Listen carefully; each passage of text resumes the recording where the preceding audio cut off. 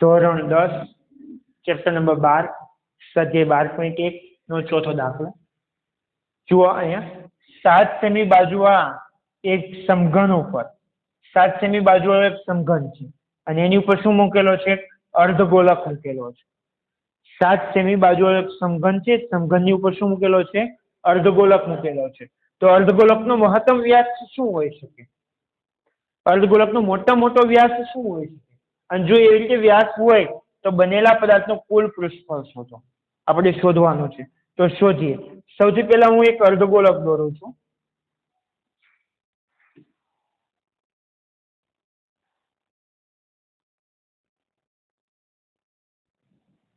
ત્યારબાદ એક સમઘન દોરું છું.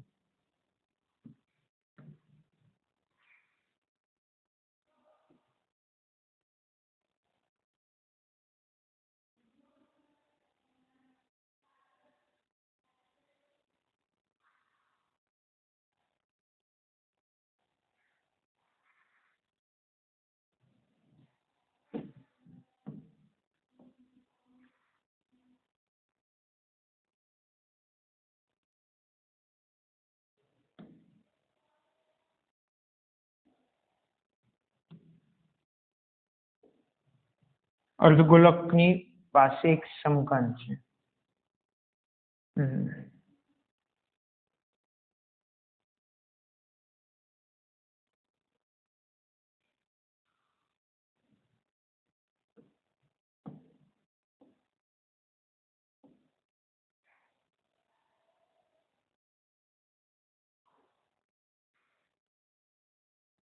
ઓકે, આ એક સમઘન છે. સમઘનની ઉપર એક શું છે? અર્ધગોલક છે. પેલો પ્રશ્ન છે મહત્તમ વ્યાસ શું હોઈ શકે? શું હોઈ શકે મહત્તમ વ્યાસ? તમારું શું કેવું? આ સમઘન બાજુની લંબાઈ છે એટલો વ્યાસ આ હોઈ શકે કે ન હોઈ શકે? સમજાય છે? મહત્તમ વ્યાસ શું હોઈ શકે? જેટલી સમઘન બાજુ હોય, સમઘનની જેટલી બાજુની લંબાઈ હોય એટલો વ્યાસ મહત્તમ હોઈ શકે, મોટામાં મોટો. પછી આ રીતે બનેલા પદાર્થનું કુલ પૃષ્ઠફળ શોધો. એટલે કે જો અહીંયા આપેલું છે 7 સેમી બાજુવાળા, એટલે આ બધી બાજુ 7 સેમી છે. તેનો મતલબ એમ કે આ વ્યાસ પણ 7 સેમી થાય કે ન થાય? થાય. અને 7 સેમી હોય ને આવું એક પદાર્થ છે તો એનું કુલ પૃષ્ઠફળ શોધવાનું છે. તો હું શું કરીશ? સમઘનનું કુલ પૃષ્ઠફળ TSA, ટોટલ સરફેસ એરિયા, અને આ જે ઉપર અર્ધગોલક છે એનું માત્ર વક્ર સપાટી જ લઈશ. અર્ધગોલકની માત્ર કઈ સપાટી લઈશ? વક્ર સપાટી. કારણ કે જે વર્તુળ સપાટી છે તે તો સમઘનના તળિયા પર છે. સમજાય છે? એ વર્તુળ સપાટી તો અંદર આવી ગઈ છે એટલે માત્ર વક્ર સપાટી લઈશ અને હું બાદ કરીશ શું? વર્તુળનું ક્ષેત્રફળ. જે અર્ધગોલક મૂકેલો છે સમઘન ઉપર એ નીચેના ભાગમાં તો વર્તુળ જ છે. નીચેના ભાગમાં શું છે? તે વર્તુળ. તો આ વર્તુળનું મારે બાદ કરવું પડશે ને, કારણ કે મારે શું શોધવાનું છે? માત્ર પૃષ્ઠફળ શોધવાનું છે.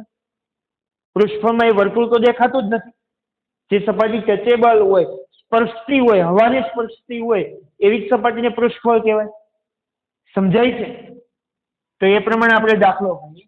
અહીંયા દરેક બાજુનું માપ 7 છે એટલે વ્યાસ પણ કેટલો થશે? 7 જ થશે. અને એમાંથી હું આટલો ભાગ, જે આ વર્તુળવાળો ભાગ છે એનું હું બાદ કરીશ. ખ્યાલ આવે છે? પાક્કું? ચાલો, તો સૌથી પહેલા શું લખીશ? સમઘન માટે. કોના માટે લખીશ? સમઘન માટે. સમઘન માટે તો એક જ વસ્તુ જોઈએ, બાજુની લંબાઈ એ બરાબર 7 સેમી આપેલી જ છે. પછી કોના માટે લખીશ? અર્ધગોલક માટે.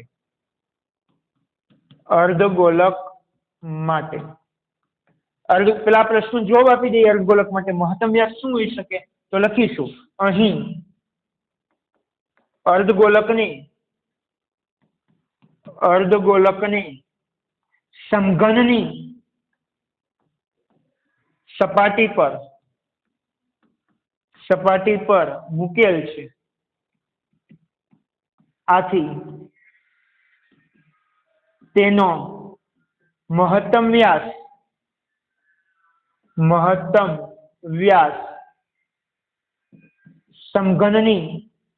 સમઘનની બાજુના માપ બાજુના માપ જેટલો થાય માટે વ્યાસ ડી બરાબર શું થશે? 7 સેમી થશે, કારણ કે બાજુનું માપ પણ 7 સેમી છે. જો ડી 7 સેમી થાય તો ત્રિજ્યા આર બરાબર શું થશે? 7/2 સેમી. 7 ના અડધા થાય ને? ખ્યાલ આવી ગયો? અર્ધગોલક માટે ત્રિજ્યા મળી ગઈ. બસ બીજું કંઈ જોઈતું નથી. ચાલો હવે શું શોધવાનું છે? બનેલા પદાર્થનું કુલ પૃષ્ઠફળ. તો શોધીએ, લખીશું બનેલા પદાર્થનું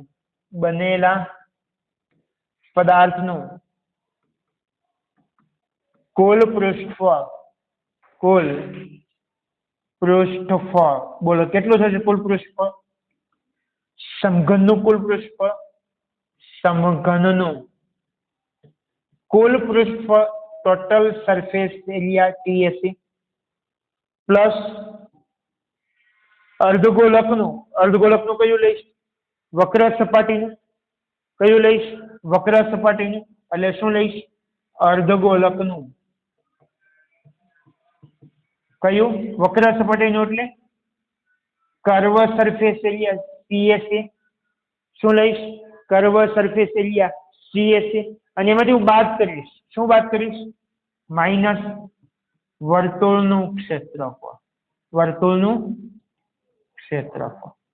સમજ પડી કે? ચાલો સૂત્ર મૂકીએ. સમઘનનું ટોટલ સરફેસ એરિયા, સમઘનનું કુલ પૃષ્ઠફળ કેટલું? સમઘનનું કુલ પૃષ્ઠફળ 6a² પ્લસ અર્ધગોલકનું કુલ કેટલું? અર્ધગોલકનું સોરી, કુલ નથી, કર્વ સરફેસ એરિયા. વક્ર સપાટીનું ક્ષેત્રફળ કેટલું? અર્ધગોલકનું 2πr² માઇનસ વર્તુળનું કેટલું? πr². સમજાય છે? આમાંથી સામાન્ય બે નથી, કશું જ નીકળતું નથી. જુઓ આમાં, કારણ કે અહીંયા એ છે ને અહીંયા આર છે, એટલે સામાન્ય કશું નીકળશે નહીં. પણ અહીંયા જુઓ 2πr² માઇનસ πr², બંનેનો આર તો સરખો જ છે, એ અર્ધગોલક જ છે.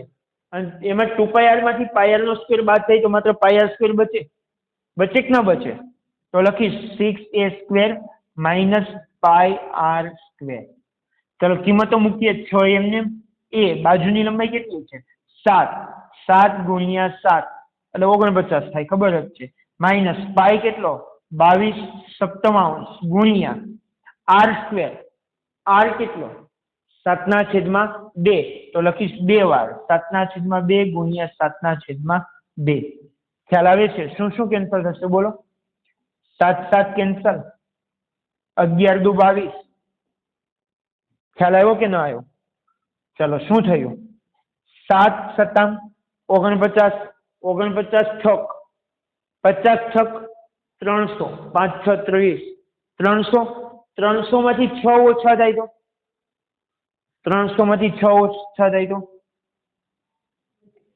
294. સમજ પડી? 49 છક કેટલા થશે? 294 માઇનસ, સોરી મિસ્ટેક થઈ, 2πr² માઇનસ πr² એટલે 2πr² માંથી πr² જાય. બે ચોકલેટ માંથી એક ચોકલેટ જાય, એક ચોકલેટ બચે એટલે પ્લસ નિશાની આવશે.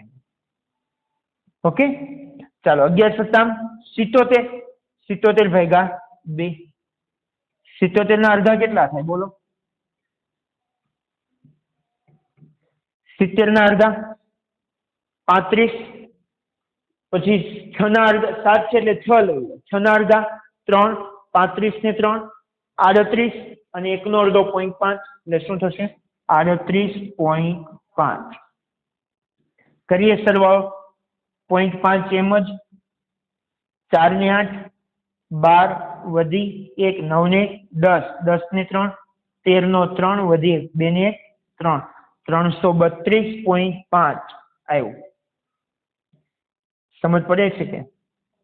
એ શું આવ્યું? 332.5 સેન્ટીમીટરનો સ્ક્વેર. શું આવ્યું? અરે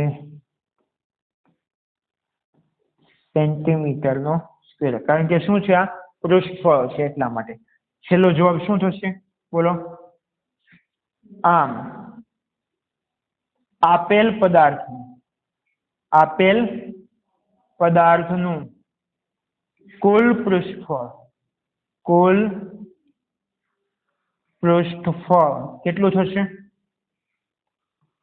332.5 સેન્ટીમીટર સ્ક્વેર થશે. સમજ પડી? ખ્યાલ આવ્યો? સાવ સહેલો દાખલો છે, પણ અહીંયા કોની ઉપર કેમ મૂકવાનું, કઈ રીતે મૂકવાનું એ તમને ખબર પડવી જોઈએ. સમજાય છે ને? આકૃતિ પણ દોરવાની સાથે સાથે, એટલે તમને સમજ પડે. સાવ સહેલો જ દાખલો છે, માત્ર સૂત્ર ઉપરથી ગણતરી થાય અને કયો પદાર્થ કેમ, આવું બધું તમે 9માં શીખીને જ આવ્યા છો. આમાં ખાસ વધારે શું છે, એક કરતા વધારે પદાર્થ નથી, ત્યાં એક જ વસ્તુ લેવાની, અહીં એક કરતા વધારે લેવામાં આવે છે. સમજાય છે? લખી દો.